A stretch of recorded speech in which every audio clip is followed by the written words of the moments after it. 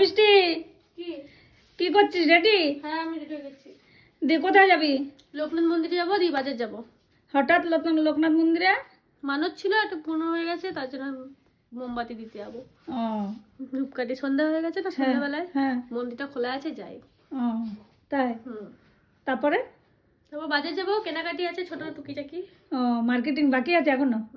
Ready হয়ে গেছি, চলো বেরিয়ে যাবো।